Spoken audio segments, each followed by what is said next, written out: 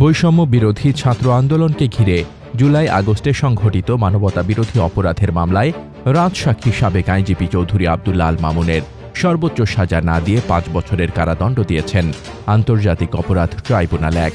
রায় ঘোষণাকে অনেকটা আধঘুমে ঝিমিয়ে থেকে কিংবা আসামির ডকে থাকা টিভি স্ক্রিনে চোখ রেখে সময় পার করেছেন তিনি। ১৭ নভেম্বর সোমবার চেয়ারম্যান বিচারপতি মোহাম্মদ গোলাম মর্তুজা মজুমদারের নেতৃত্বাধীন আন্তর্জাতিক অপরাধ ট্রাইব্যুনাল ১ এই রায় ঘোষণা করেন।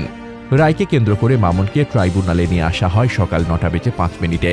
এরপর মামলার কার্যক্রম শুরু হলে দুপুর ১২টা বেজে ৩৪ মিনিটে তাকে ট্রাইব্যুনালের হাজতখানা থেকে আসামির ডকে তোলা হয়।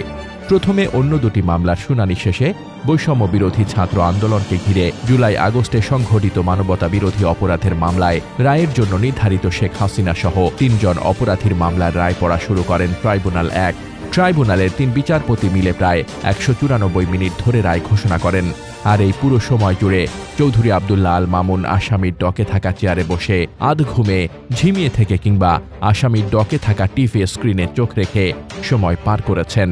নিজের সাজার রায় শোনার পরও তিনি নিশ্চুপ ছিলেন। রায়ের পরপরই তাকে পুলিশ পাহারায় পুনরায় ট্রাইব্যুনালের হাজতখানায় নিয়ে যাওয়া হয়।